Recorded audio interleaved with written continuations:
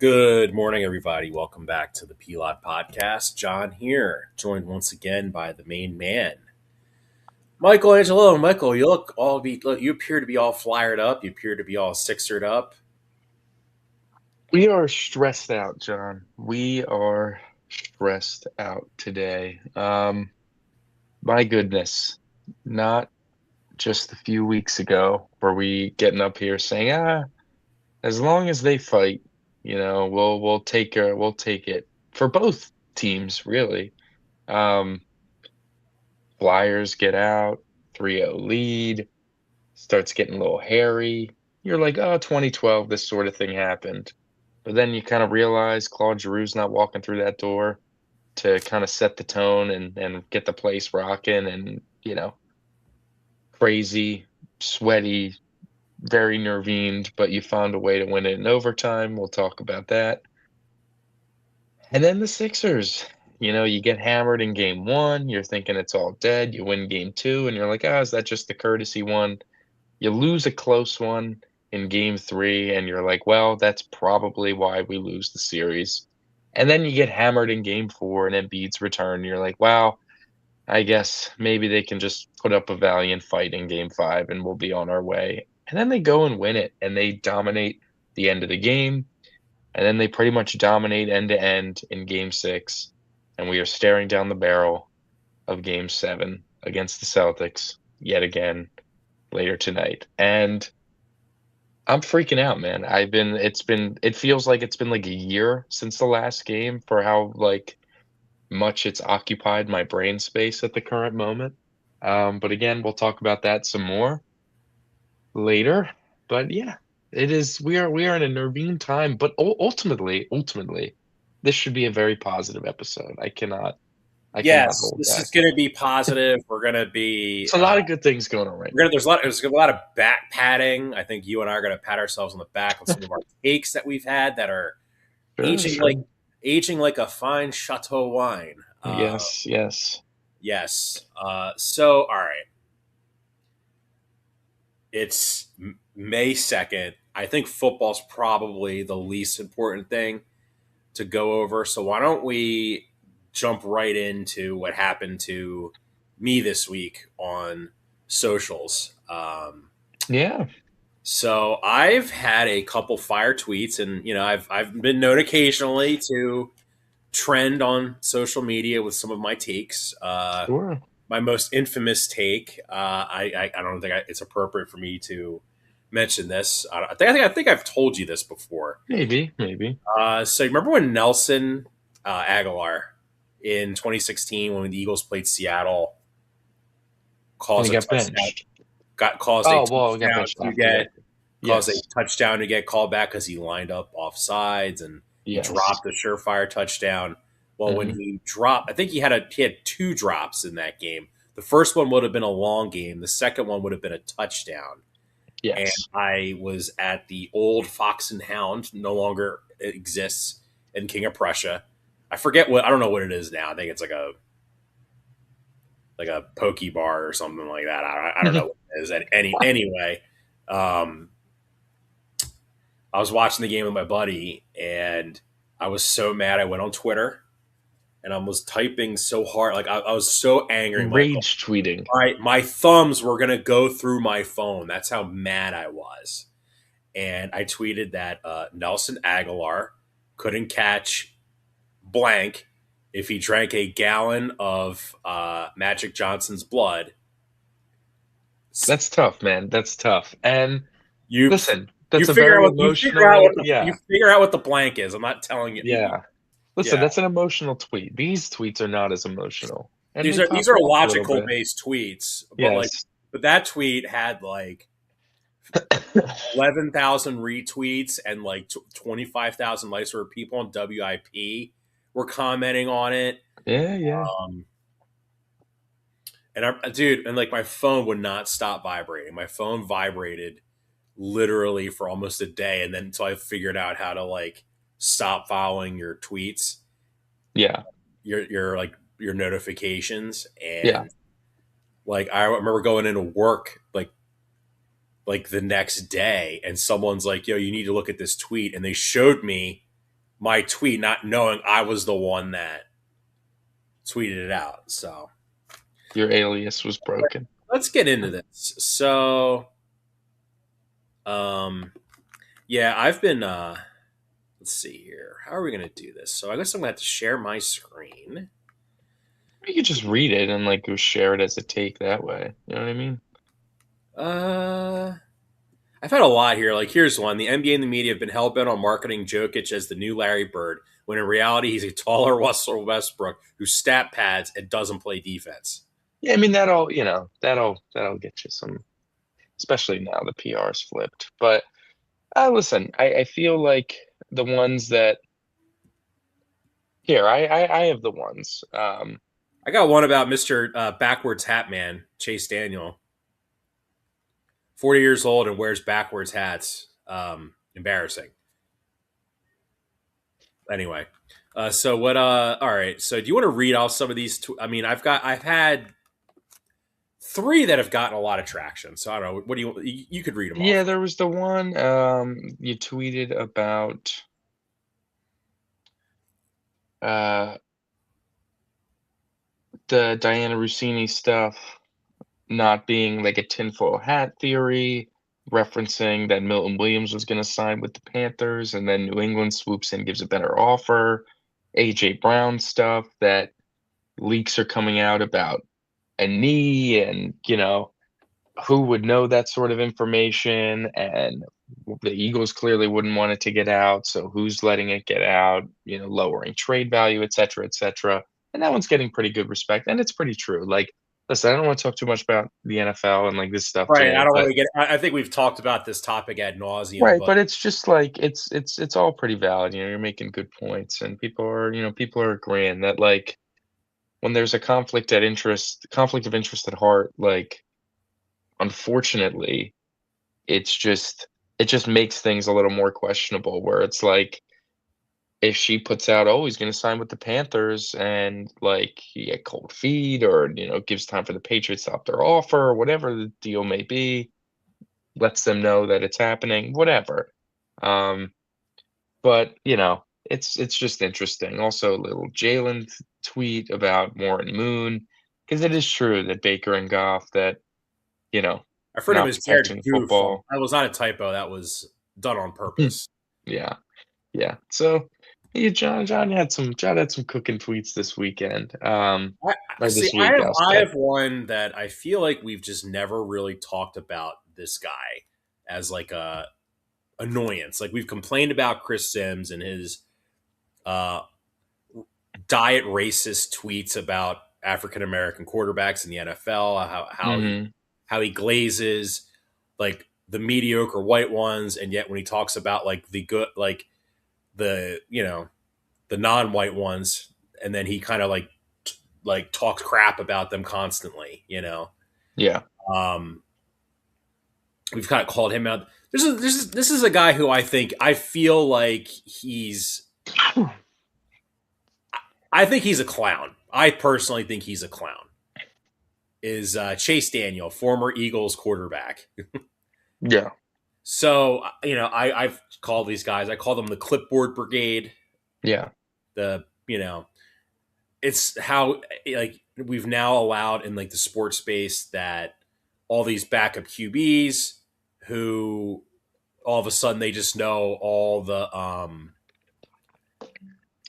The problem with the backup quarterback stuff is that, like, I'm not one of, like, "Oh, you need to have been great in the league to talk about the league," because I think there's a lot of people that have never even sniffed it that provide really good content, really good insight and analysis. But the problem with the backup quarterback crew is they're very jaded. It's not like they don't earnestly present takes and stuff. Everything always seems to have some sort of angle. Everything always has some sort of slight. It's not just like, let's break down the film here, where it's like, oh, I would love if all Chase Daniel did was break down film because it's like, I know you were in a ton of quarterback rooms. I know you were in a ton of film rooms and you know what you're talking about in that regard. That's great. That's entertaining. That's interesting. I like hearing all that sort of stuff. But when you bake in excuses for certain quarterbacks, like the Josh Allen, forget all the turnovers. the one he'll want to have back is the missed touchdown here, and I just feel so horrible for him. But then it's like all the whole Jalen Hurts is holding back the offense in a way that he doesn't. That you can argue and make an argument based on a lot of film and baking it in together, but he really doesn't do that with him, and he doesn't do that with other, like, black quarterbacks around the league. It's just weird behavior. It really, really is, and I think a lot of backup quarterbacks fall under that sort of fold there where they have some sort of attitude around it, and, like, Chase Daniel, you pointed out in the one tweet that's doing well, and it's pretty valid. It's like the Eagles were the only team that were gonna give him a chance at a starting job, and he gets it ripped away by a rookie, and then, ends up ultimately getting released for it, and it's like, I guess he really just holds a grudge against the Eagles organization for that when it's like, I don't know, man, you're a $7 million backup, like, I think I'd be pretty. I get it, it's frustrating, but I think that's it's a pretty good gig, man, $7 million to be a Well, backup it's not quarterback. just that too.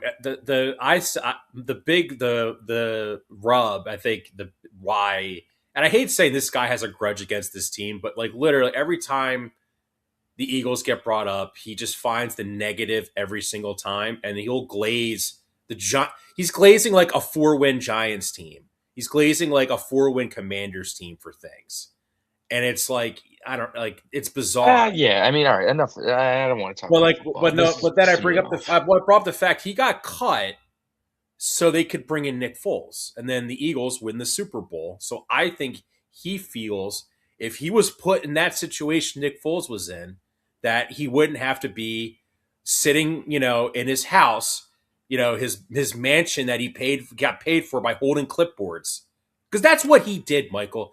Like, really, we could talk about, oh, he helped coach this guy during the week, etc. Michael, at the end of the day in the NFL, you are judged on what you do on the field, not what you do, the 6 days prior to it. He Yeah, held yeah. clipboards. That is what he held, a clipboard. Like dead ass, Michael. Do you really think Alex Smith was like, gosh, man, I really need Chase Daniels' input here when I'm trying to read this defense? No, no, Right. he is such an ass clown. And by the way, Michael, men who are over the age of like 14 who wear their hats backwards, that is such a violation. Like anyone, like dead ass, Michael. Wearing your hat backwards as You're a going through grown a Colin Cowherd little rant here, I who see. wear their hats backwards.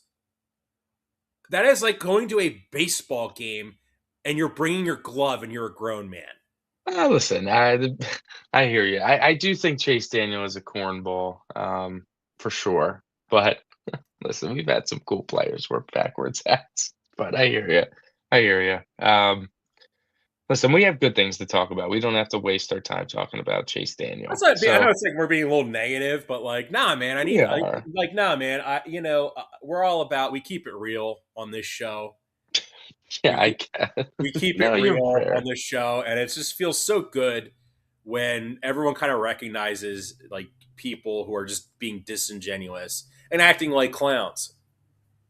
Yeah, no, Chase Daniel, yeah, not my cup of tea. You want to get into the Phillies since we got playoffs to talk about. Yeah, sure, sure, sure. So the Phillies, since our R.I.P. last Topper. show, fired Rob Thompson um, for the likes of Don Mattingly, uh, brought into the staff and now promoted to be the manager as the interim. Um, Here's the thing. I understand ultimately firing Topper for the sake of wanting to send some sort of message to the players, make it known that, like, hey, this is your fault that this is happening and why we're not winning. And, like, this is, I know he was well respected and you guys all liked him, but you guys need to play better and ultimately it falls on you. And it's like, it's that whole mantra that I had in 2022 before recognizing the situation was a little different, that I was like, "Yeah, the manager just doesn't mean all that much." And, like, to an extent, there is definitely truth to that. Now, 2022, why this is very different than that is the players hated Joe Girardi. Players did not like playing for Joe Girardi. Joe Girardi was a bad manager, actively making losing decisions. I pulled up a lineup. I picked a random day of a Joe Girardi led Phillies team in 2022, and I literally blindly picked May 25th, 2022. Just wanted to see. It was a little before he got canned. And I pulled up a Phillies 8-4 loss to the Atlanta Braves. And I wanted to look at the lineup that day. And what I came across was leading off for the Phillies was first baseman Rhys Hoskins. Batting second was third baseman Alec Boehm. Batting third was Bryce Harper. Fourth was Nick Castellanos. Fifth was Gene Segura. Sixth was Kyle Schwarber. Seventh, JT Realmuto. Eighth, Odubel Herrera. Ninth, Bryson Stott. Now, again, everyday lineups, not going to make or break you. But the fact that I just picked one random game and I see Reese is leading off, pretty bizarre stuff, if you No, ask that's me. like if you played Diamond Dynasty and MLB Yes. Go and you do your BR draft, and it's like, what Yeah, the you hell want to is. load up your good hitters Well, against no, like, no, it's like, yeah. what the hell is this lineup? It just generate like, what the hell? Why is Yeah, and like the pitchers, he decided, Ranger gets roughed around, Alvarado comes in, gives up a run, Bilotti gives up a run, Connor Brogdon gives up. It's just like, you know what I mean? It was just, anyways. Players didn't like him. Joe Girardi did not win a lot under him, and they went on a great run. This is extremely different. Rob Thompson's had a ton of success. He's one of the best managers in the history of the franchise. Very well respected by the players. Un like ridiculously unnecessarily hated on by the fans. But again, the fans are the fans, and you fire him to try to shake him up a little bit and send a message. And that's what Jason Stark said. That's what the vibe of the clubhouse is. They're all pretty shaken up by it, but they've won games. Now, does that correlate? No.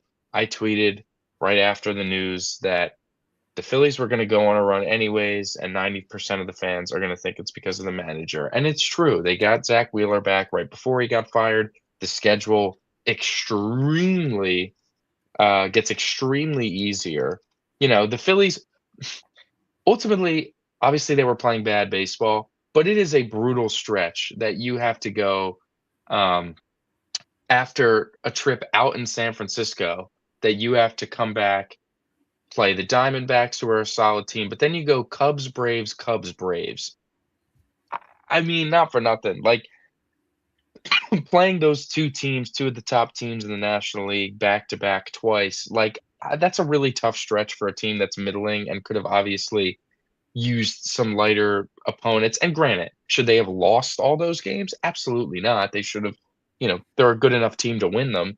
But they're playing in a bad way. And when you're playing in a bad way against teams that are playing really well and are really good, that's tough. After that, you get the Giants at home. You go down to Miami for the Marlins. You play the A's. You play the Rockies. You play the Red Sox. You play the Pirates. You play the Reds. You play the Guardians. Now, not all those teams have bad records necessarily, but none of those teams are a very loaded roster by any stretch of the imagination. The Phillies on paper are significantly better than all those teams. And this is a stretch where by Memorial Day they could very well be 500, like no doubt about it. Being 10 under, they could very easily like go on a big run and get pretty damn close to 500 before June. And like, would that all be because of Don Mattingly? Absolutely not. It's almost none of it to do with Don Mattingly. But if you really wanted to get a message across to the players and hope it would wake them up, maybe it's worked. They've won since they fired Topper. They've won 4 in a row. Getting Wheeler back has been very helpful, and we'll talk about my 3 stars and stuff. But I want to kind of go into how the firing went down. I know that we both are a little taken aback because of it. So Alex Cora gets fired by the Boston Red Sox on Saturday, I think it was. And, him seemingly being available, Dave Dombrowski having worked with him in the past in Boston, and, Alex Cora, very well respected manager across the league. They go make a call, Dombrowski, that is, to Alex Cora asking if he wants the job. And they let Rob Thompson know about it. They were like, Topper, we're gonna make a call, see if Alex Cora wants the job. And it's like, that alone probably tipped him off a little bit, but it wasn't like they clearly didn't say, "We're definitely firing you." Then Sunday goes through and through, they lose the game, and Alex Cora, they're kinda waiting on his decision. He tells them, "I'm gonna, I wanna spend some time with my family, maybe take the year off, whatever." So then he calls Chopper on Tuesday morning and lets him know he's fired. I guess at some point between Alex Cora telling them no and, the game on Tuesday, they ultimately had decided that they were gonna move on from Rob Thompson and promote Don Mattingly. And listen, I am not the biggest Don Mattingly fan. I do not think he's a great manager. He had some really good Dodgers teams that could not break through to the World Series once, that only got to the NLCS once. Um, and ultimately, like, firing Mattingly and hiring Dave Roberts, like, unlocked something that they were all of a sudden able to kind of break through. You mix in getting better talent at those days, whatever. And then obviously his Marlins tenure was that of a disaster for the most part, and, that's not totally his fault, the team just wasn't very good either. But I think what was most interesting is that, like, he was the hitting coach, well, not the hitting coach, but the offensive coordinator, don't hear that term in baseball a ton, of the Toronto Blue Jays in 2024, and the Blue Jays had a pretty bad offensive season for all their really good players. And then 2025, he gets the offensive coordinator title stripped and is just the bench coach. And the Blue Jays offense like jumps from like 25th best in the league to like top five, and they go on a World Series run. It's like, okay, maybe there's something there. So listen, I don't think Don Mattingly is going to be ultimately when you have a firing like this for a guy that clearly said he hasn't wanted to manage for a while. And didn't want to manage anymore and is kind of getting thrown into this. I don't expect a ton of things to look super different. I am noticing some differences with like bullpen tendency and starting pitcher usage at the moment, but Definitely, more ultimately, I don't definitely more think it's going to aggressive be. with the bullpen. If you watch the doubleheader the other day, where we kind of blew through, looked like we blew through all of our best relievers in the first game. I think I texted you. I'm like, does Donnie Baseball know we got another game in 4 hours Yeah, it after was this? so Thursday in the early game, Christopher Sanchez has a shaky first inning and then ultimately just cruises the rest of the game, is really shoving. And with 2 outs in the seventh, he pulls Sanchez for Orion Kerkering, for Heliot Ramos, who had a couple hits off Sanchez. Like, in a vacuum, not the worst thing in the world, but like Sanchez was only at 85 pitches. He was pissed. He was very, very pissed that he got pulled.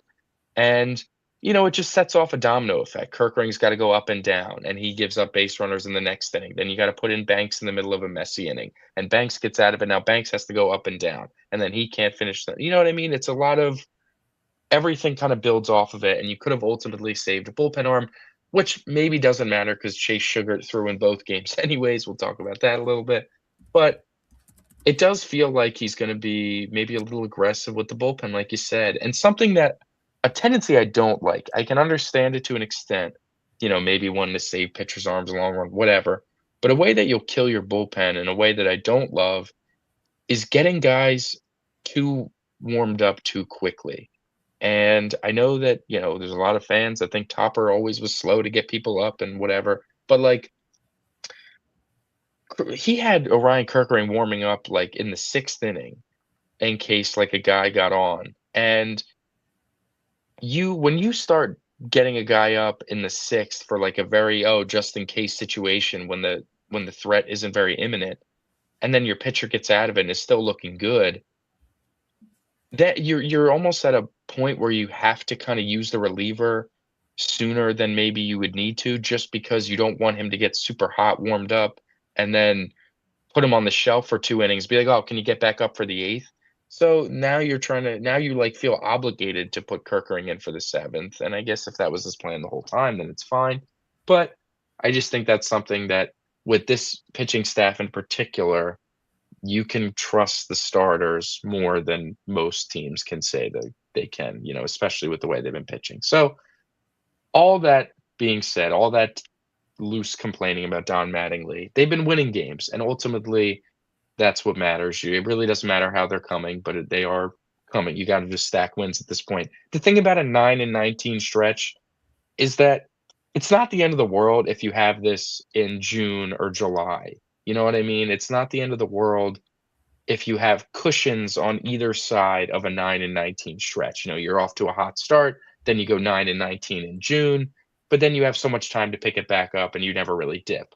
Going 9-19 in the very beginning or very end of the season, that's hard. That is hard to break out of because it requires you to play, like, ridiculously good baseball the rest of the way without going through a rut again for the most part. Like, Yeah, but ultimately, they can't afford to lose, like, 7 of 10 very like, pretty much at all the rest of the season unless they go on some um, crazy nuclear stretch if they until go the like summertime. if they win 50 of like here's the thing though with this team, we've seen this team has been built to be streaky though. Like we've seen them win Sure. like 40 of like 50 games at points in the season. Mhm. We saw in the second half of last year. We thought because they were so good from June from the rest of the year, even with Zach Wheeler's like injury knocking him out for the season in like mid July. Michael, like this team can go on a run. Like like when we weren't like we didn't even talk about like oh this team's going to miss the playoffs or when they were on the rough stretch. We were thinking like wow if they keep losing like what are they going to like they're going to make changes because that's typically what happens in baseball, right? Right. Um, you brought up the Dave Dombrowski trying to bring in Alex Cora, which I never seen a manager get fired from one team and then immediately manage another team in like less than a week. That's like If that almost doesn't go to show how, like, how I don't again, I don't wanna say irrelevant the manager is, but if that doesn't, like think about that in the NFL, in an NFL's context, where it's like, say the Eagles for the sake of, like, it being local and we can understand it. Say the Eagles get out to, like, a really rough start. They start, like, 1-5, but it's like the offense looks good, and it's just like, man, Sirianni's weird with the timeouts, and the challenge has been terrible, and the players look like they've quit, but they're still whatever. Say the Eagles fire Nick Sirianni before like Halloween, and at the same time, say that like who's another coach on the hot seat? Say the Bengals are off to a rough start, and it's like, all right, it's finally time to pull the plug here on Zach Taylor.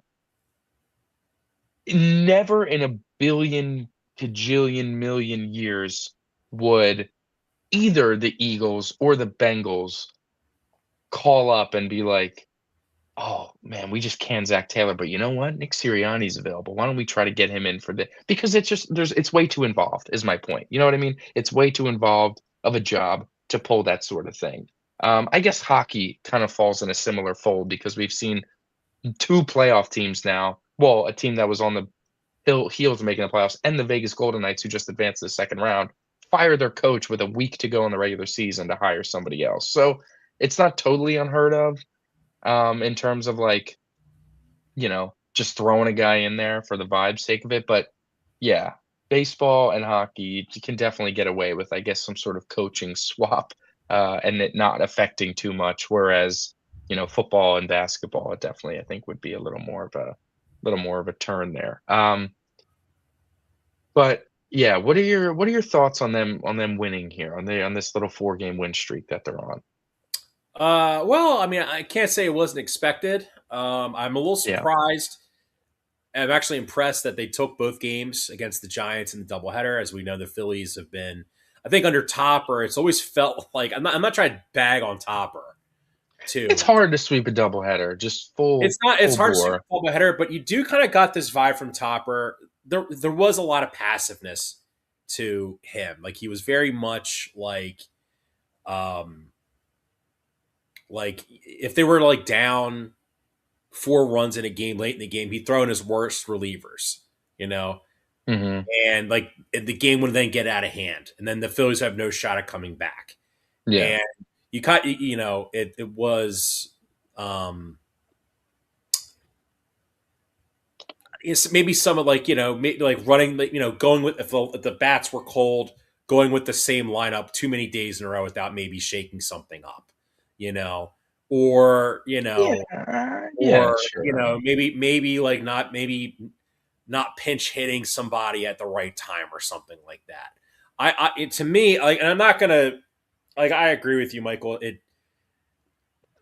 We'll see with Don Mattingly. We should probably give him a fair shake at first. We can't just bury him right from the bat. No. It is. I mean, it is a little bit telling. He obviously was not the first choice to replace Rob Thompson. Even though I think a lot of people thought when he got brought in, well, the Phillies got to a slow start, then well, bang, there That's he exactly what happened. It's bang, like exactly, there he literally is. exactly what happened. But they're winning games, and it's like it felt like they were turning a bit of a leaf after they came back and lost that really tough game to the Cubs. And it's like I didn't think they played poorly in the Braves series. I just think they like again, if the Phillies instead of 9-19 were like 500 and they entered that Braves series and they lost 2 or 3 in the way that they did, I don't think we would have really blinked twice. It would have been like, what are you going to do? The Braves are good. Um, but when you're in the middle of a losing streak, it's a lot harder and more frustrating to stomach, and you focus on everything more as opposed to it just being it's baseball, it's May, or it's April, not even, and you lose 2 of 3 on the road to a better team. It's like it just is what it is. But Yeah. Also, you said about the win streak. I'll say this: a lot of the it's good to see the guys that have been maligned to start the year are now making contributions to wins, like in important moments. So doubleheader. Game. I'm going to highlight game. I guess we'll just go with game. I guess it was game one. Adolis Garcia had that triple, and or was that in game two? uh the triples, the triples I thought were like in Let me Atlanta. pull up. I'm going to pull up the. I mean, Adolis Garcia had a big hit uh in game two with the bases loaded. He had that big 2-run single um to help bring him back and stuff. But Right. Okay. So here's this. Bryson Stott I mean, hit. Stott's been the one So, that's when he hit the right. triple So to Bryson tie the Stott. game. So the Phillies game one offense was dead pretty much until the ninth inning. Bryson Stott hits a triple, scores Adolis Garcia, and then Justin Crawford uh, hits a little cheese bag single to the shortstop. Shortstop misplays it. Crawford safe. Bryson Stott scores. Phillies walk it off game one. Game two, Brandon Marsh, your boy, big clutch hit. Mhm. Then it gets driven in by Doley, and Yeah, then no, they've been yeah. Go ahead. then it goes to extras. Oh, then it goes to extras, and then in the top of the 10th, Alec Boehm hard hit ball to his left makes a great defensive play, kind of out of nowhere because that ball is if he doesn't catch that ball, most likely guy from second scores, right? Mhm.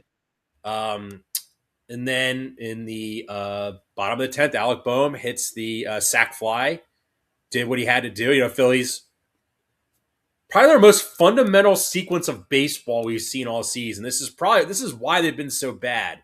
Is they just really struggle in a lot of the fundamental areas of playing baseball. Um, Bunt the runner over from second because you just need one run. Guy gets the third, sac fly.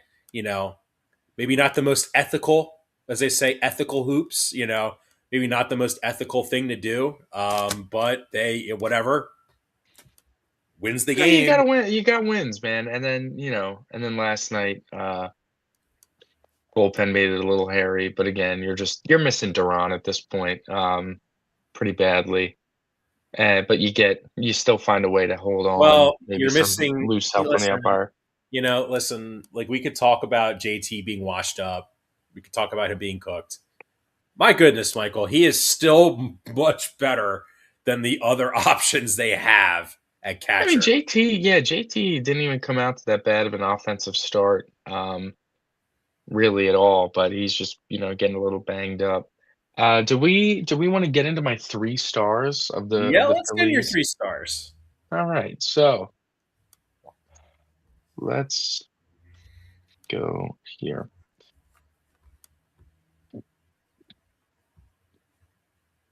Alright, oh, you gotta put it on screen, that's right. There we go. Michael's 3 stars. They stopped losing is the big one here, and it's true, they have stopped losing. Um, my But when you think about, like, they didn't obviously lose up until they fired Topper. They did get a win. Zach Wheeler pitched Saturday against the Braves. They hit whatever, and they got a win to break the losing streak. But then they cleaned it up since then with some wins. And again, long ways to go, long season, but you got to be able to just kind of work your way um, back to a respectable record before you can feel good. So my third star of the week is Trey Turner, a guy that's definitely heated up over this past week. Really, like the Atlanta series through the San Francisco series. Got the day off last night, but he's got hits in 5 of 6. He had a 4 hit game on Tuesday against the Giants. That has been the beginning of their little winning streak. And over the last week, he's slashing 360, 429, 600 with a 1029 OPS. He's got 2 homers to go along with a bunch of singles. He's also walking a little bit. Like he's got, I think, 4 walks in the week as well. Like he's putting together significantly better at bats than he was at the start of the year. And listen, his OPS is just barely creeped over 700 at this point, which is definitely not good enough. But again, before you can get it closer to 8, you got to get to 7. And he having a 4 hit game really will help that sort of thing. And hitting in 5 of 6 is important. If Mattingly's going to keep him in the leadoff spot, being able to set the table the best you can and getting hits at big moments. We can talk about lineup construction at nauseum on, where guys should be hitting, if you want your best hitters hitting first, if that's like whatever. But um, Trey Turner being good at the plate is extremely important and vital to this team's I success, agree, Michael. especially if he's going to I hit leadoff. agree. I agree. I remember. I guess the his predecessor of terms of like all-star Philly shortstops, Jimmy Rollins. It was always talked about. He said he's the table setter for the offense. If he's on a hot streak, the offense is going to be scoring tons of runs. If he's cold, the offense struggles. Yeah, That's same yeah, kind of him and Trey batting profile wise, very similar.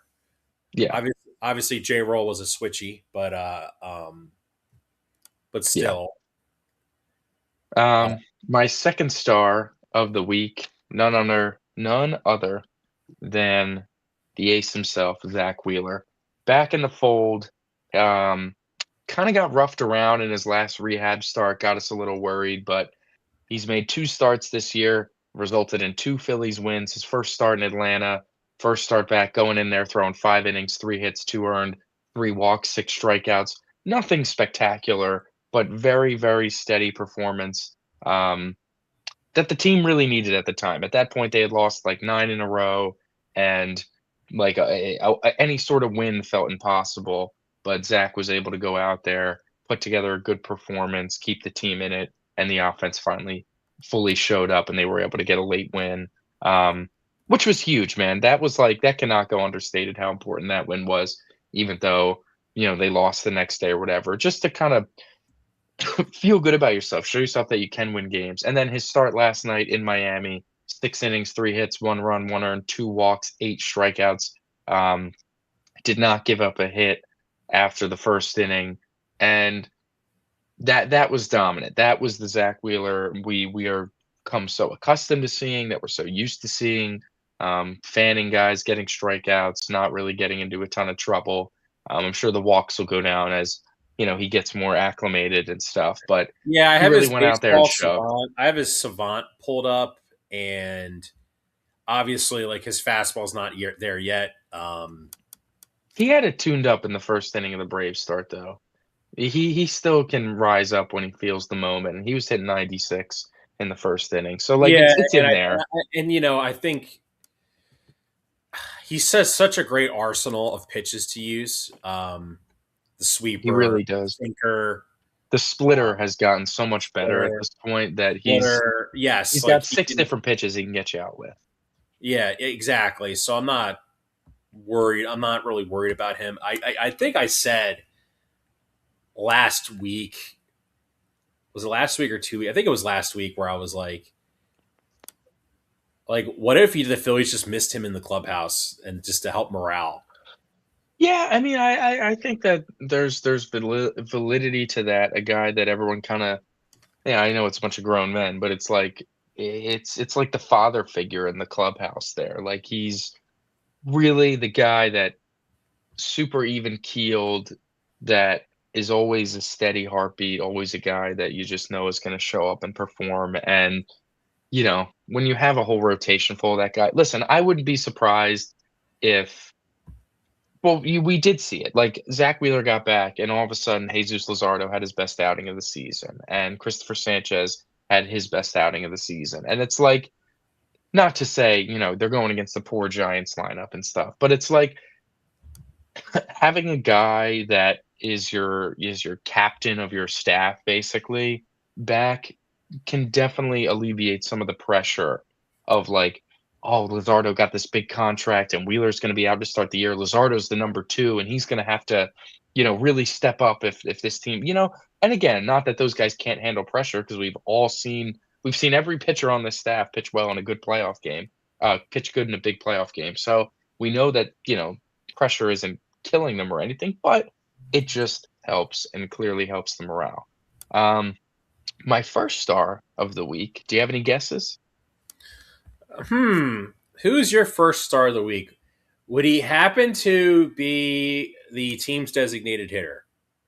No, no. Although honorable mention before my first star, Kyle Schwarber hitting his 350th home run. He had a great doubleheader, went 5 of 6, followed it up with last night's performance, 0 for 5 and 5 Logan strikeouts. Webb was just But literally mortified to pitch to him. Did you see that? yeah, He had yeah. 17 balls, I think, total in his start, and then 10 of them were just Kyle Schwarber alone. Yeah, and also, honorable mention, Bryce continues to be good. A lot of guys showing up, but no, my first star of the week, none other than Chase Sugart. Chase Sugart pitched both games in the doubleheader, and he's the first pitcher to record 2 wins in the same day since 2013, and he's the first Philly pitcher to do so since 2002. And here's a guy that, like, you acquire a guy like Chase Sugar with, like, okay, he's your kind of mop up role. He's your guy that's gonna throw, like, when games are out of hand or if you're down a couple runs, and be entrusted with keeping it close or whatever the case may be, keep you in games that ultimately you can turn around and win. And, especially when Topper was the manager, like, that's sort of that role. He can pitch a ton an inning, almost every day. And on the season, he's thrown 9 innings. He's allowed 8 hits, just 1 run, 2 walks to 9 strikeouts. And listen, when this is like your quote unquote last guy on the totem pole out of the bullpen, to be able to trust that he's not just going to go in and give up a ton of runs, it's nice to see. And for having a feat that he had on Thursday for the doubleheader, I think he deserves a lot of praise for that. That cannot be anything easy, even though he only got one out in if he even though he only got one out in the 10th of excuse me, one out in the first game, and then was able to battle through the 10th of the second game. He deserves a lot of credit for that. That's not easy. I can't imagine. Is But Chase Sugar the missing piece? No, I'm yeah, kidding. shout out Chase Sugar, Yeah, having a really Chase cool Sugar's day on Thursday. an interesting pitcher because I think everyone talked about all these relievers they picked up or accumulated entering spring training, and no one talked about Chase Sugar, formerly Yeah, of the Pittsburgh Pirates. I have his Savant pulled up, that's not too and bad. The Savant page. I well, looked at what I it the find other day. intriguing, well, he's obviously he's like a Caleb Cothamite, I guess. I don't know how we should Yeah. refer to him, but he's throwing mostly sinkers and cutters. About close to 60% of his pitches are all sinkers and cutters, and then he mixes in the sweeper. So obviously he's getting great success with that, and they use him in both games. Like that's very uncommon, especially nowadays. It's I guess is he the new Jeff Hoffman? Could he be the new Jeff Hoffman, the guy that is like, oh man, we're in a rough spot here. It's not the ninth inning. I Let's don't bring think in. he's gonna be this dominant, but that'd be really cool. That would be cool. We'll have to put him on Jeff watch. But those are my 3 stars of the week. Um, a much more enjoyable 3 stars of the week as the Phillies. They've won 4 in a row, and they've won 5 of 6. So that's encouraging. As the MLB standings stand, the Phillies are still a ways away out of first place because the Braves last night the Braves were down 6-0 to the Colorado Rockies, and they came roaring back and won 8-6, capped off by a Michael Harris 2-run home run in the ninth inning to give them the lead. Um, they're still 9.5 out of the Braves. It just listen, we had a couple years with the Braves being bad, and that was really fun.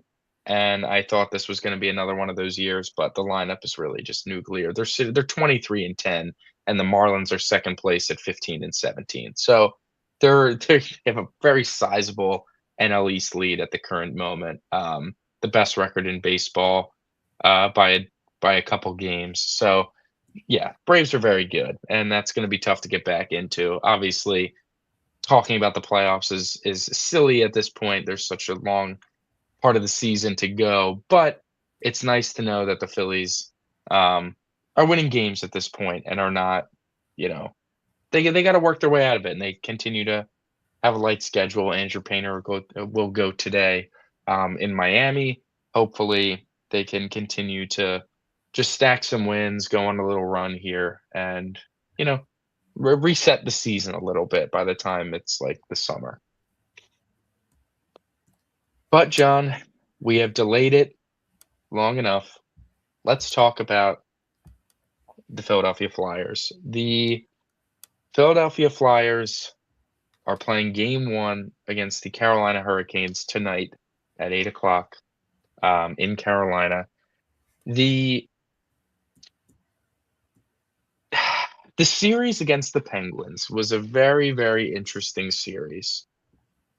The first few games, you take advantage of a goaltender that's not great. Not that you were lighting up the scoreboard or anything, but some easy ones definitely scraped in. And you played we mentioned it like 90s, early 2000s Devils style of hockey of trapping it up in the neutral zone, not giving you clean entries, and a great goaltender. And the Penguins were struggling to score. You win the first game 3-2, where they scored their second goal with a minute to go with the extra attacker. You win game 2 3-0, and you win game 3 5-2, and you're like, man, this is a railing, this is a rout. Um, and then you watch how games 4 and 5 went. And obviously you figured Pittsburgh was going to come out hot and really pushing to try to prolong the series. And you hear it all the time. The hardest game to get in a playoff series, especially a hockey series, is the closeout game. That's a very difficult game to get. A lot of hockey teams that get desperate. It's hard to sometimes survive that onslaught, especially if you don't significantly overmatch the team, which you can argue the Flyers might even be worse than the Penguins. Not that the Penguins are anything great, but again, this Flyers roster we know has some issues in it. It's not that it's bad; it just has some issues. And games 4 and 5, the Penguins make a goalie change, and the Flyers just can't score. John, they play a little on their heels. They can't generate like super golden chances, and they put themselves in a position where they're just kind of getting they were kinda getting blitzed. It felt like for games 4 parts of games 4, a lot of game 5, and, like, almost the entirety of game 6 outside of, I guess, maybe, like, the end of the 1st and the 2nd period, like, the 3rd period and overtime, definitely. It felt like they were playing the whole game shorthanded. It really did. Like, they couldn't skate into the zone, they couldn't generate a ton of offensive chances, and every time the Penguins had the puck in our zone, it felt like they were getting some high value shots gone on Vladar, and that was stressful, man. It really I was very very nervine that if they lost Game 6, that Well, they yeah, weren't going it's to be able because to I win mean, Game yeah, I'm not 7. trying to make excuses. It's more like, come on, man. Like Penguins are one of the best offensive teams in the league. They scored 2 goals in the first 3 games. Obviously, whatever they were doing the first 3 games offensively, whatever their plan for their breakout was, obviously it didn't work. Hence, only 2 goals. Yeah, So, um, Penguins are going to score. They're going to score eventually, man. I'm sorry. It would have been shocking if the Flyers would have swept them and then shut them out game 4. It would no, have sure, yeah, yeah. Well, the that's my narrative point. They needed would have to been score. the The narrative would have Flyers. been Go ahead. Crosby, Malkin, Letang, Raquel, Russ all phoned it in. Yeah, no, I mean, listen, the Flyers needed to score, and that was ultimately they couldn't score. Like that's what it boiled down to. They couldn't Yeah, generate because chances and we've seen generate this a lot. goals. We've seen this. We saw this all in the regular season. Whenever the Flyers were building towards winning a fourth game in a row, it's like they, you know, forget how to play hockey for the fourth game. We've seen it happen, And listen, I get it. And they had a 3 game win streak at the end of the year. They then won 3 playoff games in a row. But Michael, I mean, kind of, if you think about it, the playoffs is basically a new season, right? Yeah, I mean, listen, you lose. It's just ultimately not to go like whatever, but you would just, I think, like, they benched Michkov for Game 5 because they felt he wasn't providing enough. And listen, Alex Bump, the guy you plugged in for him, had an awesome Game 5. He was your best player by like a lot. Scored a goal, was all over the place, really shot a jolt of energy into the team. But it was pretty glaringly obvious that it's like you just need someone that's going to provide you some offense. And ultimately, that led to Hathaway getting the scratch in Game 6. And that was rightfully so. Forster deserved to get demoted to the fourth line. Ironically, you scratch them to get more offense, and you were shut out in the entire You regulation. were shut out, but the guy that had your best chances all day was Matvei Michkov. He had a couple of breakaway he couldn't score Yes, on, had a couple other chances they made some big saves on him. So like he clearly was making a huge offensive impact. Granted, had a couple turnovers that led to some Penguins chances, got a little dicey. But ultimately that's kind of the experience. And like for where you're at right now, you need all the offense that you can get, especially going into the series against Carolina, where the only one of the only goalies that didn't play as good as like was nearly as good as Vladar in the first round was Linus Olmark of the Ottawa Senators. He was great. The Hurricanes weren't scoring a ton of goals, but the Senators couldn't score on them. So I'm definitely worried about the Flyers' chances in terms of being able to get offense up against Carolina. This is just it's a team that is just they're fast, they're very physical, and if the Flyers think they can just kind of dump and chase their way to providing scoring chances, they're gonna be embarrassed, frankly. And they gotta emphasize like skating in, carrying the puck in the zone, um, and getting the puck to high danger chances. Like not to like totally go on a whole like Matvey thing, but it's like the goal that Cam York scores in overtime to clinch the series and to end it. Matvey Michkov makes a pass across the blue line from his backhand, like seemingly dangerous to York, where he's able to flick the shot on net, and there's a good screen in front, and he picked the corner. It was a great shot. But that pass that Michkov makes, I really think that pretty much every other forward on the team is just going to dump that and cycle it back into the corner. Like I really ultimately they're going to have the puck along the top of the circle. They're going to look. and he bleeds one way. He's like, I just got to dump it down and keep puck possession. And it's like that you wouldn't have scored that way. You know what I mean? You're dumping it down that way. You're going to try to go through the cycle, and then ultimately you're probably just going to turn it over at some point and then have to go play defense. You take a risky pass across the blue line, and it gives you an opportunity to get a good shot on net, and it goes in, and you score and you win the game. And it's like that's the epitome right there of a guy that isn't playing afraid. Matvei Michkov wasn't playing scared in the Penguins series. Not that everybody was, but you kind of felt that vibe from a lot of your higher end players of playing either trying to do too much in a way of like I need the perfect pass instead of putting something on net, or I'm just gonna dump it in because I don't want to turn it over and I'm scared. I just want to flick it into I neutral zone thought because I'm scared. I don't know. I think my observation for Matt Vey was I thought he was, I think he gave you a lot of chances in the first two games, games 3 and 4.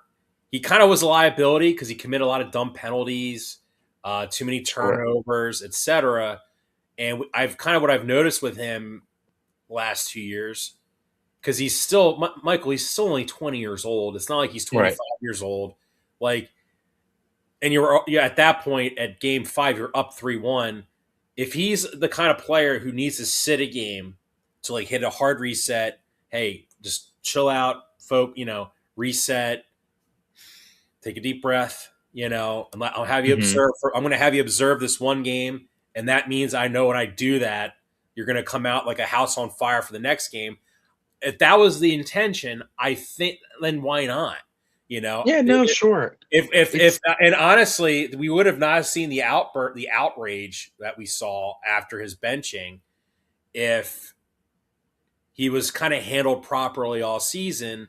Because then you could kind of say, oh well, like Tocchet, had to manage him through his early, him not Yeah, being fully ready to play. ultimately the backlash comes from a result of just how everything's It's gone a in the it first was year. definitely a residual backlash.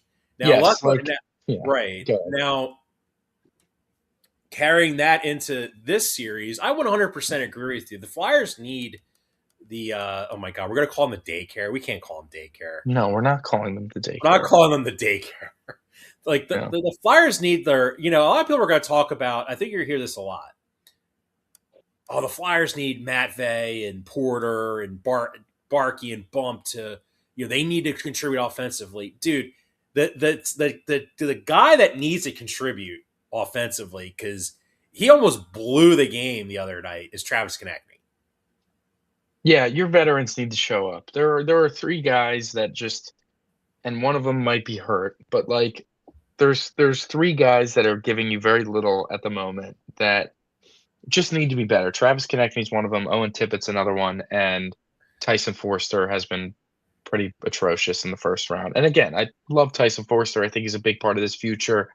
But like from what he looked like when he first got back from injury to what he looks like now, it's like a completely different player. Tyson Forster, when he got back from injury, was shooting the puck from everywhere, ripping hard shots on net, sniping goals. And now it's like he's just some little checker that it's like, oh, plays along the boards and he's not even winning the puck battles, but he's getting the puck in deep. And it's like, dude, what happened to the guy that was playing with so much confidence when he got back from injury and was like an enormous reason on why this team even made the playoffs in the first place?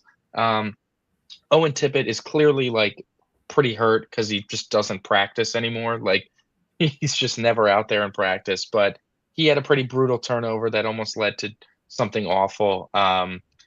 He's not trusting his speed, which again also makes me think there's something wrong with him. But it's like the one time he did trust the speed in overtime, Martone nearly scored. It was a great play by Eric Carlson to break it up, which directly led to the faceoff that led to the Flyers' goal. So he trusted his speed. He beat the defenseman around the edge, and he actually created a scary opportunity where the amount of times he starts to go with his speed and then tries to turn back around, those plays result in absolutely nothing.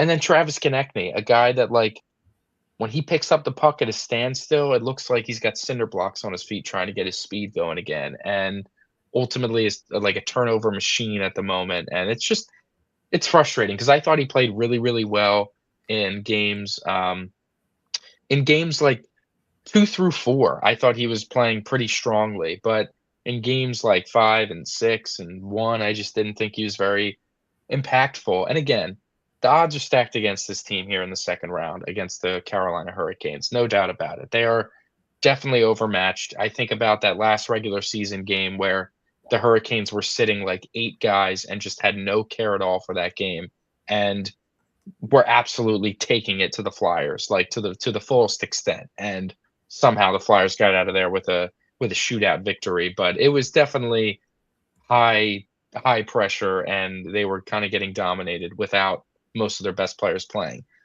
If I can provide some good things going their way is that the Hurricanes still are a little banged up. Ehlers is questionable to be playing in this series. Um, and Carolina's like known to kind of choke in these sort of situations. They are not as good as they've been over the last handful of years. They still haven't made it to the cup, and they still tend to lose in pretty dramatic, like agonizing ways if I was a Hurricanes Yeah, fan. And that whole they completely botched the Martin Nietzsche's like situation. the Rantanen thing, but you don't even keep Rant. It was a lot of stuff going on about it.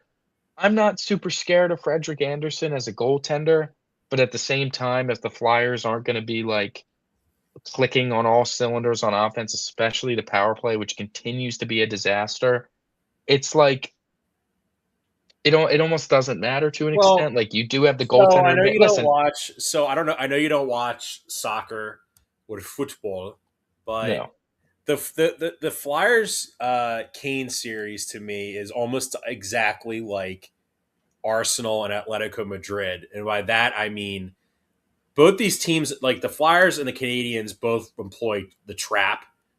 Um, so it feels like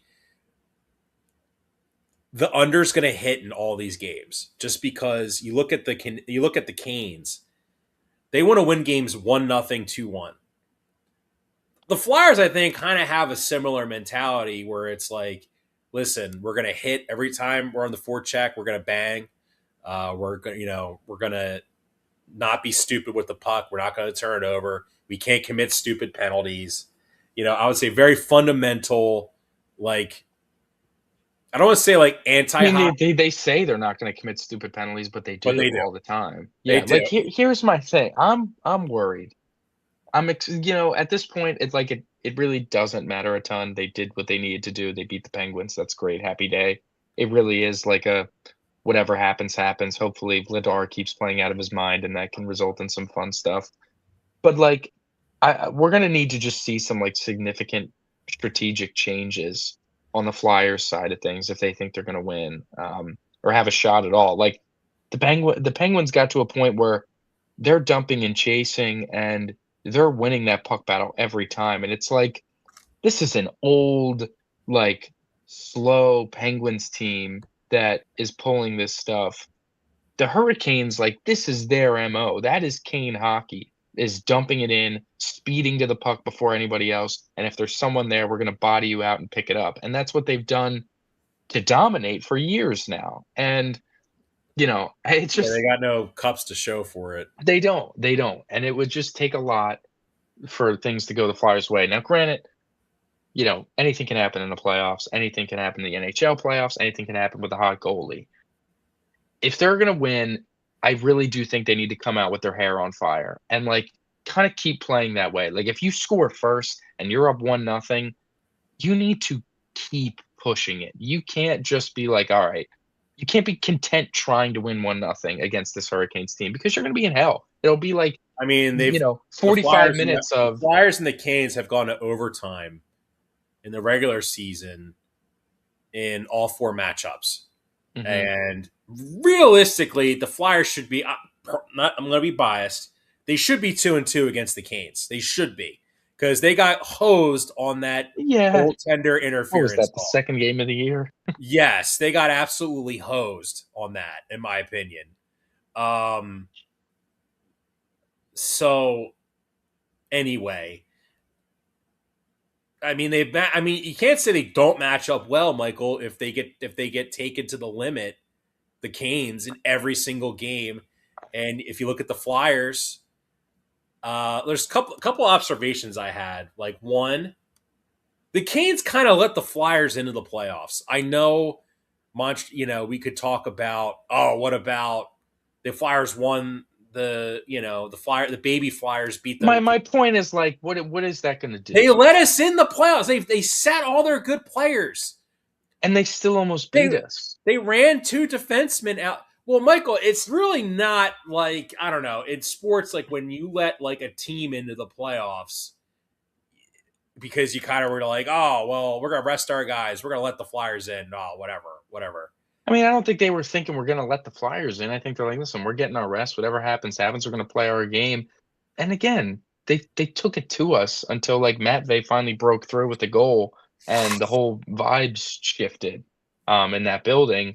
But then overtime happened, and it was like they rung a post. Like you do remember that they drilled a post. I was like, oh man, that totally should have been a goal. And like the shootout comes around, and they just ran out of players that We could were being shoot. positive today. I brought We up are that being positive. I'm very happy they beat the Penguins. That was very healing for I just me have internally. flashbacks. I see. My thing is like I just have I just flashbacks. think it's 2012. That's Well, where I'm at right our now. cousin brought up an interesting parallel because he said that I remember when the Phillies let a 85 win Cardinals team in the playoffs because we just had to beat the Braves. Oh, we had to beat the Braves, They're going for 100 and the wins, Cardinals and were and the Cardinals. People forget that year in 2011 when the Cardinals won the World Series. Michael, and like one point in like August, they had like a 3 to 5% chance of making the playoffs, much like the yeah, man, much like much like the the much Flyers. like the Flyers did, and they were like the hottest team in baseball. And the Flyers, the last 6 weeks have been the Yeah, hottest team. Yeah. yeah. So like, I why not? listen. Why not? Why Why not? not? All right, there you go. We can live on a why Why not? not. They got to play well. They really If the do. roles, if the Michael, if the roles were reversed, if we were the Hurricanes playing this Flyers team, would you feel you would be Nervine thinking like, oh my God, John, we've blown so many playoff series. Now we got to. I'd be pretty confident that we beat the Flyers. I'll be honest. I'd be like, listen, the goalie scares me, but I don't know how they're going to score many goals. And like ultimately, that's where I'm at with the Flyers. Like I feel great about Vladar. I feel pretty solid about the defensive core. I just don't know how they're scoring enough goals in this series. Simply, like the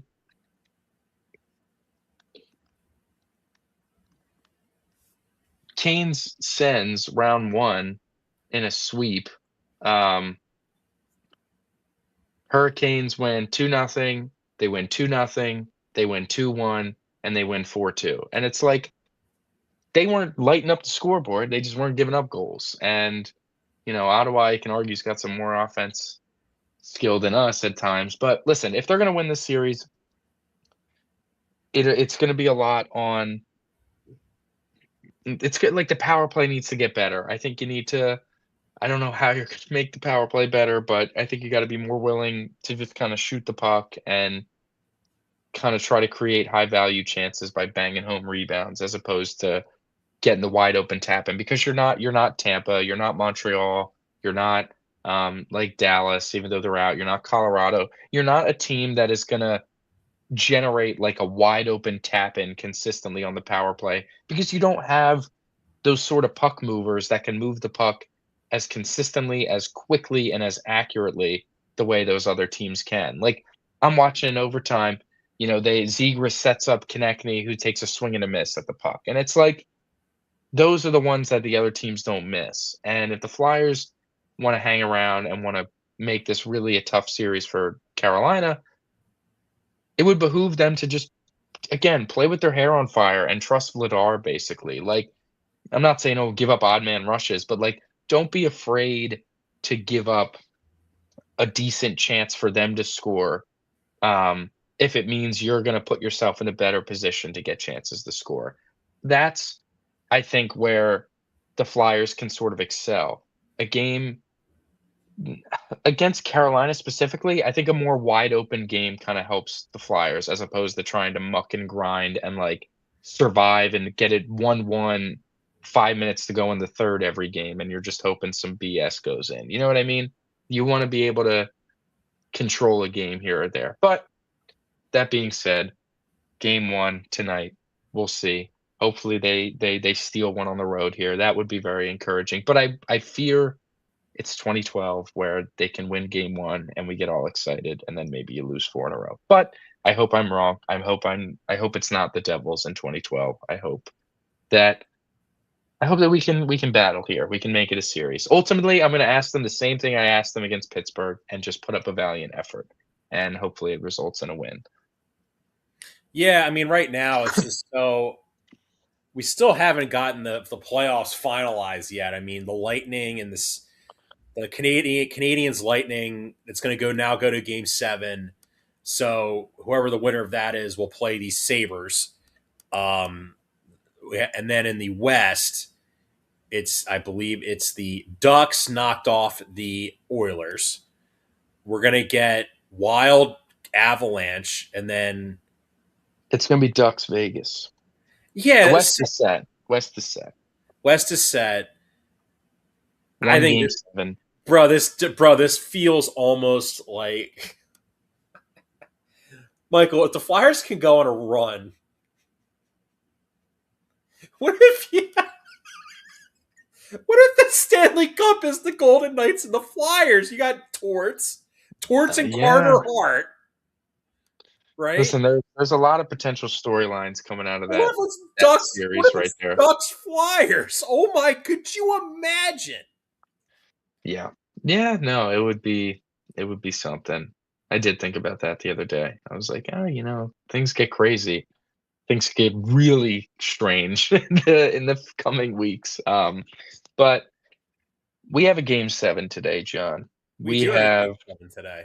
we have a game for the rest of our lives, and I know it's only the first round, but there is something about this stage that is just seems like a massive hurdle that this team has not been able to get over in 25 years. Is that right? Since 1982, the Sixers have not defeated the Boston Celtics in a playoff series. They The Sixers have played in the most playoff series trailing 3 games to 1 out of anybody in the NBA, 18 times. They haven't come back and won it once. The Celtics have never blown a 3 games to 1 lead. Um, of the 11 times that a team has come back from 3 games to 1, the Celtics have done it twice, and twice they've done it against the Sixers. So there are layers, there are generational layers of trauma built into this, you know, so-called rivalry where they do always kick our ass. And it would feel so good, so good if they could just put together one more game and then get to the second round and we'll worry about the Knicks when it comes. But you look at it and there's a lot of angles here. And you look at how the series has gone. You gotta start by giving out some credit to numerous guys. Obviously, Joel Embiid being back has really transformed the Sixers' defense, and it's transformed the way they kind of run their offense. Maxi's efficiency has gone through the roof playing with Joel Embiid and his gravity. It's opened up the floor for Quentin Grimes to have a massive game 5. It opened up the floor for Kelly Oubre to have a very impactful game 6. It's opened up the floor for Paul George to nestle into a perfect uh, third like option role, play great defense.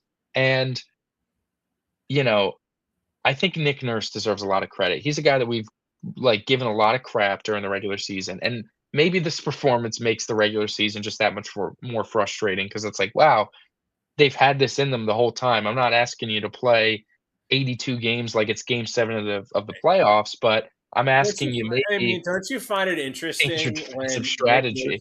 Don't you find it kind of interesting that when Nick Nurse's job came into question, that all of a sudden he's now coaching his ass off? Where we've seen how passive he was in the regular season. Even in, I mean, granted, like it was almost like, well, I'm missing some of my best players, so And like, like, listen, I think that's pretty valid. I think the job that he took here, obviously things have not gone um, to plan, with all the health issues and suspensions and whatever you may have it. But their defensive strategy in the regular season was like the chaos defense of overhelping and trying to create turnovers and, you know, getting your stops that way, as opposed to trusting your on-ball defenders, which, like, you have good ones on the roster, and trusting them one-on-one, not overhelping and allowing teams get open threes, not overhelping and putting yourself out of position to allow offensive rebounds, all those sort of things that the last 2 games completely flipped a switch. Paul George has been playing like first team all defensive caliber defense in this series against Jaylen Brown and Jason Tatum, just in their pocket, in their grill, not giving him any space to breathe, not fouling while doing so, and just putting them in jail for the most part when they're trying to get their jump shots off. Like, they're not hitting contested jumpers consistently, and Paul George is contesting them consistently. He deserves a ton of credit for the way that he's played in this series. He really, really has been extremely impressive to go along with the fact that he's shooting over 50% from 3 from this series. So, you know, there's not a number of threes that he could take tonight that I would be upset with. If he wants to take 15 threes, by God damn it, Paul George, take your 15 threes because I know you're going to make like 7 of them. And yeah, I would say yes, right. And I would also want to bring this up as well for the Sixers is, yeah, the knock I had on Nick Nurse was they don't like run an offense. It was all pick and rolls and iso ball. And my God, Michael, are they still running picks? Of course, everyone runs picks. when they're pick and roll, they're building off of it instead of it just being maxi pick and roll with and this is Embiid, like this is just having Joel. Instead of it being pick and roll with Bona and Drummond, where it's like you're passing it to those guys, and it's kind of a hope and a prayer that they make some sort of layup or jump floater, or hopefully the lane's wide open for a dunk. But really, it's ultimately Maxi coming off a screen, and hopefully something opens up. Now, when you're running these with Joel, he can flare out, shoot a three, even though he struggled from three this series. He can roll to the free throw line and his free throw line jumper. That's like a layup to him. You get a little switch that you can maybe let him bully somebody down there. You get it to Joel, and this is what I expect to see a lot of today: is they run their pick and roll with Embiid.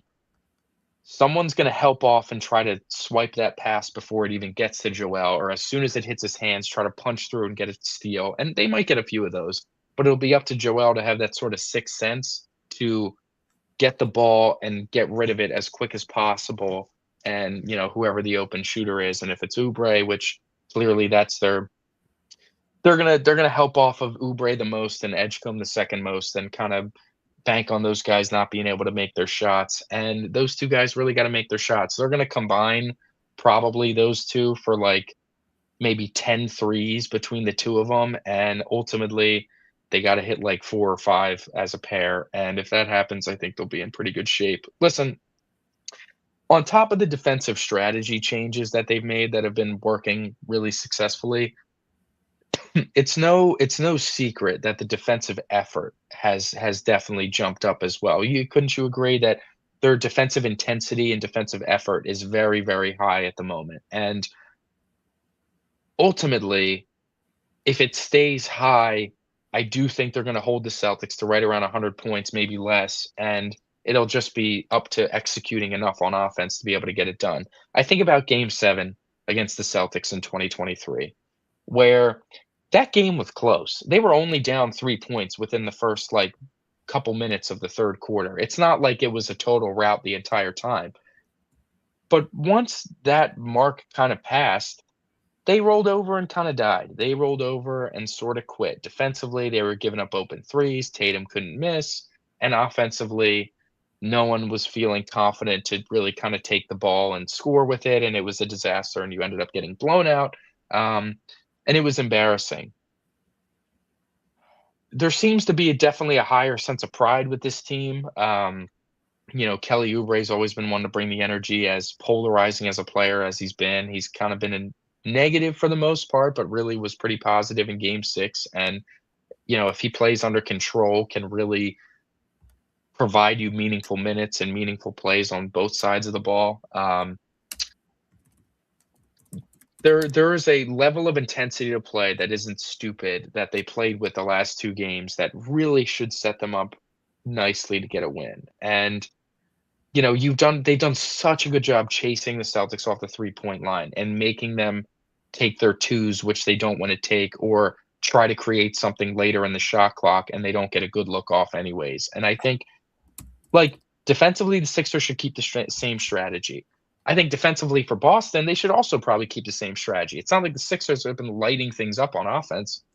It'll be really up to the Celtics on offense to adjust and see how they can, you know, they can attack our defense that's really kind of held them in a way. The Celtics under Joe Mazzulla are 17-1 in the playoffs in games where they shoot 40% or better from 3. And they're 19-19 in the games that they don't.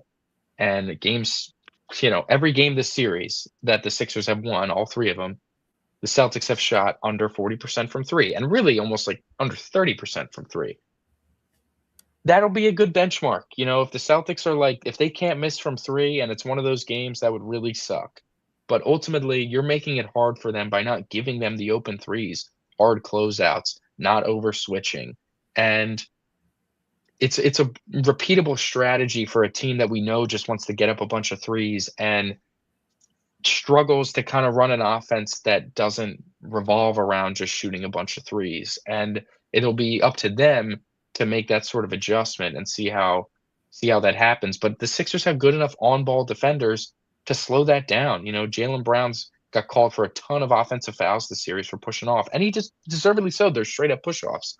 Tatum, for the most part, knock on wood, has struggled jump shooting consistently in this series, and they all kind of have. So this is a Celtics team that the Sixers have an opportunity to bury them and potentially cause them to blow it all up. Like, there is a lot of noise about the future of this team and how they should go about it, and should they trade like Jaylen Brown? They definitely should trade Derek White. Those talks have gone through the roof, and it's like, this is a series blowing a 3-1 lead when you were minus 2,000 to win the series after game 4. You entered the series like minus 1,400, like crazy, crazy stuff, crazy big favorites.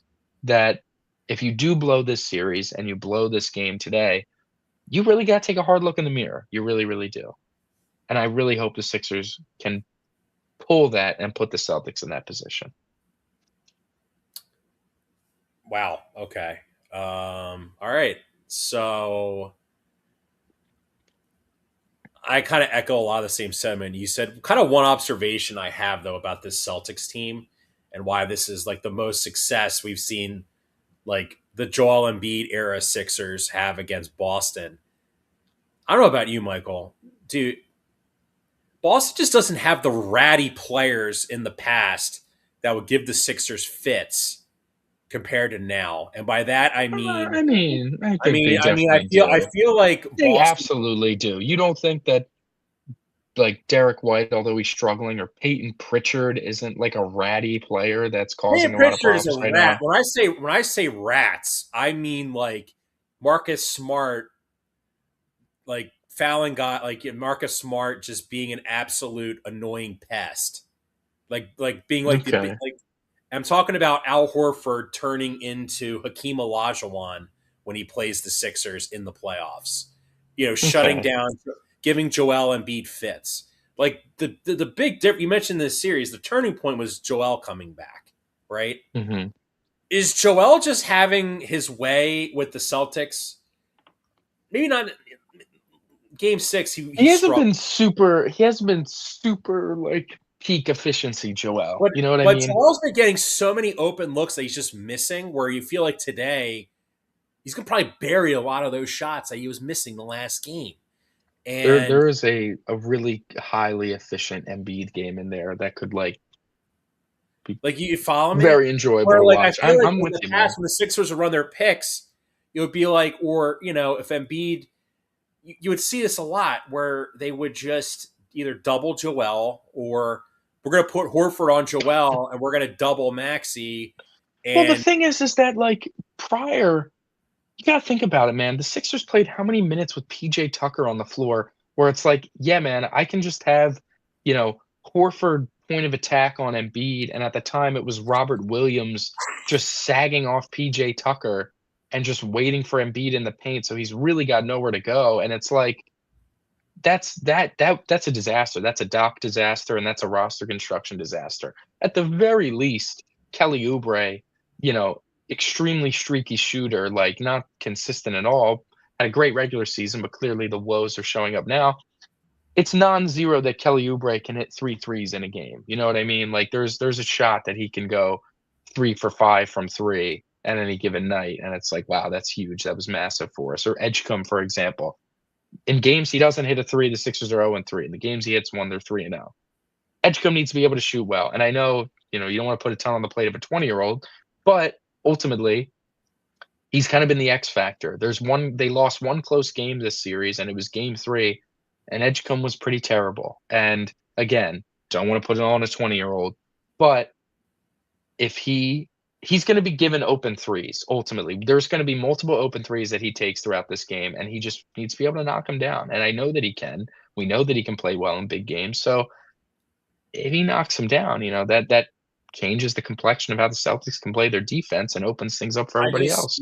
I feel like I think we're gonna see a big MB game, and I'm gonna kind of tell you why. Another reason why, man, Jalen Brown, when as soon as he opened his mouth, and he was, I think in his mind he thought he was complimenting the Sixers by trying to say, "Oh, they're playing better without Joel Embiid than they do with him because yada yada yada yada yada, whatever." All those narratives are crap, anyways. Right? And then I'm thinking to myself, he probably thought he wasn't going to play in the series because he's coming off the appendectomy. Right. Because the fact that he's Joel Embiid's back so fast is like I mean, the fact that he's on the floor is just like is beyond. You an know what I mean? Like anomaly. it's Like nuts. It's he's literally crazy. his guts are literally being held together by like a brace. Is what like Yeah. right. So I mean, and you could Joel just has a different attitude where he's basically like he's got like an fu attitude that in the Yeah. playoffs he's definitely been a little bit more passive and sensitive where now he's like He's very he's found an inner peace. Like there's a mental health king Joel, like being very he's super like grateful and showing a lot of gratitude for just being able to play again. And like it's valid. We're talking about Embiid like he's normal and he is, but it's like just not so long ago did he have a knee surgery that was like, "Oh, this is like our last shot at maybe potentially, keeping his career alive." And like the fact that he looks even 20% of what his normal self looks like. Obviously, it's a lot better than that, but like that would be the barometer to be like, "Wow, that's really impressive." And he's playing very close to himself. Obviously, you know, can't jump through the roof like he used to or whatever, but like the defensive impact he provides, while it's not like all world defense like he used to play the very early years of his career and up until like, the first big injury, he's still playing at a very high level defensively. And you see it. I mean, game five, there were a lot of possessions. The Celtics are just dribbling in and they're kind of turning around. They're like, there's nothing here. I'm not going this way. And it's sort of like Wemby, what they get all excited about. Embiid's been doing that for a while. So we'll see, man. We will see. This game would mean a lot, I think, to both of us. We don't know what it looks like to beat the Celtics in the playoffs. You know, our relatives that are older than us don't. They might not remember what it looks like. I'm kidding, but like it's really been that long. And the city of Philadelphia hasn't won a win or go home since 2011, the Flyers defeating the Buffalo Sabres. So it's been a very long time since a team has won a game seven. The Sixers, Embiid's 0-3 in game sevens, losing three like extremely dramatic losses.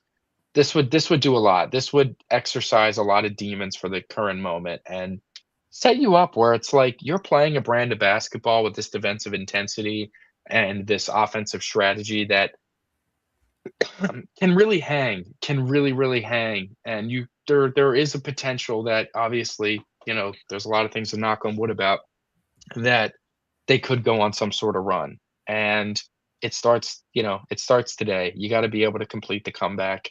You've gone too far at this point. When you were down 3 games to 1, it was like whatever, just another, uh, cog in the chain, nothing really too heartbreaking about it. But at this point, they've built it up where I would be pretty shattered if they couldn't figure out a way to win it today.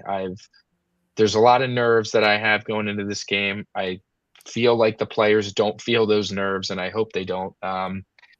The way they've entered the last few games has been very confident. It's been very loose, and I think that vibe needs to continue. There's no reason to get tight. There really isn't. You've won in that building twice already. There's no reason you can't go in there and win in a third time. Um, don't like fall under a barrage if they get up early. The first 2 wins of the series that the Sixers had, they were down like 13 points at one point in early in the game, and you just stayed in it. So they might punch you in the mouth. The Celtics really do. They might punch you in the mouth, but it's up to you to just kind of take it, keep rolling, keep trusting yourself, and you'll find a way, man. This would be really, really awesome. This would be very, very, very fun. Um, but yeah, we got 2 games that we're gonna have to watch at the same time. Shout out the NHL for being whores, but, what can you do? Um, well, we'll see, man. They really need to show up, and they really need to battle. I'm gonna be pretty nervous thinking about this all day. I'm gonna try to go, like, work out and distract myself somehow, but we got a long ways to go, it feels like. It's gonna be these 8 hours are gonna drag to a gross extent, but I think that'll do it for our show today. Do you have anything else for us before we wrap I just up? want to talk about the positivity that I've just been seeing a lot lately.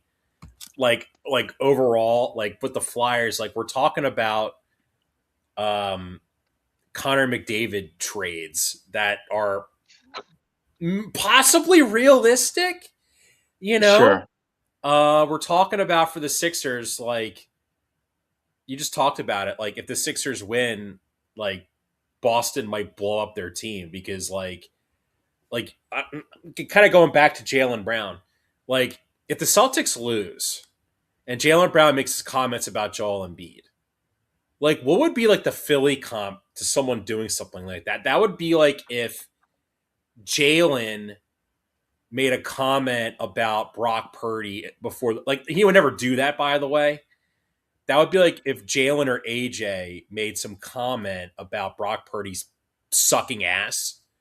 I mean, it's the equivalent simply is like, say Bo Nix got hurt, like, earlier, and Stiddy was playing well, and they were winning games, and, like, you know, uh, Drake May drops like or, they've been playing kinda better with Jarrett Stidham, as of late, or playing better the last few weeks than they have earlier, and, like, that's implying that, "Oh, they've been playing better with the backup quarterback." Like, that's ultimately what that is right there, you know?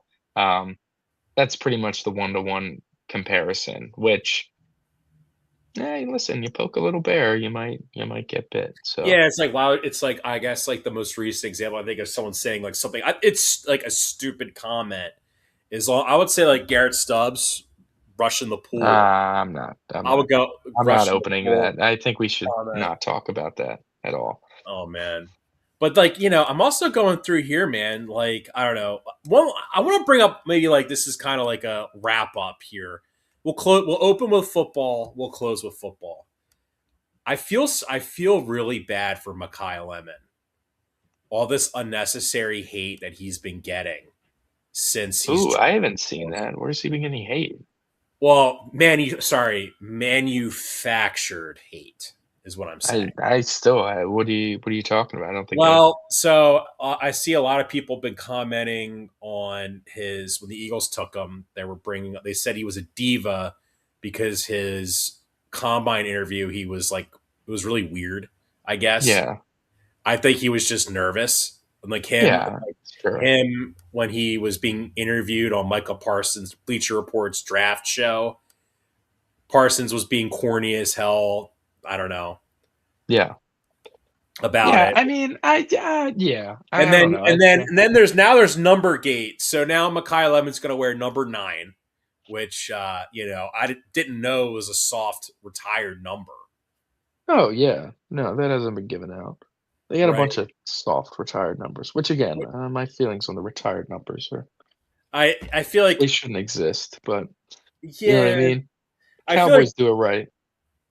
You yeah, I was save it going to listen, you save it for a good player. Like, ultimately, if you have a number that you respect a lot, you save it for a good player. You're not just gonna give any backup quarterback 9, but you give it to someone that is gonna be great for your franchise. Cowboys they're batting 1,000 with number 88, from Drew Pearson to Michael Irvin to Des Bryant, CeeDee it Lamb. feels They're like if you killing give it. someone a number, a specific number, it's sort of like, okay, you're the next guy that's going to carry on this That's what I'm legacy of saying, like, Mekhi Pittsburgh. Lemon has to be good to wear number 9. If he comes out and is like Rager, then, like, yeah, we got some serious problems, but, like, if he's like we all think he's gonna be, which is really good, and then, yeah, number 9's gonna be awesome. It's gonna be great.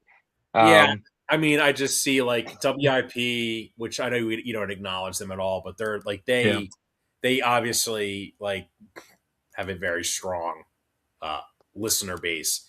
Trying yeah, to, my thing is this: like, Mekhi Lemon's a first round wide receiver. I know what they're trying to happen is this. This happens all the time in America. We build someone up to then tear them down, to then build them back up again. right. And I think that because I think right now, I think it's fairly obvious, Mekhi Lemon is being perceived as the AJ Brown replacement. Let's just be I brutally this. mean, he's gonna be the top 2 receiver, so, he's gotta be good. That's kind of what It's he's not gonna being look the sold same as as. AJ Brown because obviously they're very different players, but Right, but that's the perception we're building, and now it's like, if he, I mean, come on, man, that's what they want to do is they want to make him the AJ replacement, and they're going to treat him. They're treating him like he's already an established player, where Mhm, it's like, oh, he's coming in here wearing number 9, like he was like it's like he came from like the Lions or something, and it was this big acquisition. Like, I don't know, like this isn't like the Braves when they replaced Freddie Freeman with Matt Olson, who was already an established star in Major League mhm, Baseball, right? yeah. I think it's just BS that you're kind of giving this kid that the Eagles got, who fell in the draft, kind of giving him grief before like he's even dude. It's May. Yeah, I mean, listen, this is why I don't pay much mind to football chatter this time of year because it's all pretty abhorrent. Um, but yeah, I mean, Mackay Lemon is going to be a really nice player. I think at some point the news cycle of the winter teams and the baseball it'll dry up a little bit, and we'll talk more about what that means for the Eagles and the offense and whatever. But though there will be a day for that, but until then, we have playoffs to focus on. We got a baseball team trying to get out of the basement, and yeah, hey, let's have a day, man. We got 3 Philly sports games today. Let's have ourselves a day of sports. How about it, right? Let's have ourselves a day. I agree. Awesome, man. Well, everybody take care. Have a fun weekend. Stay safe. Let's hope our next show is going to be ultra positive like this one. Oh my god, our next show could be great. It really could. All right. Take it easy, everybody. We are part of the Fired Up Sports Network of shows. Please check out other Fired Up Sports Network podcasts like the P-Lot Pod, Water Cooler Talk, Bell Smashers, Philly Sports Love and Pain, Drunk on Broad, Beer Battered Sports, and the Fired Up Sports Show, which are available on all major podcasting hosting sites and social media. Also, check out Mark Ramos' Roundup on firedupsports.com, which breaks down the happenings going on with all your favorite local teams.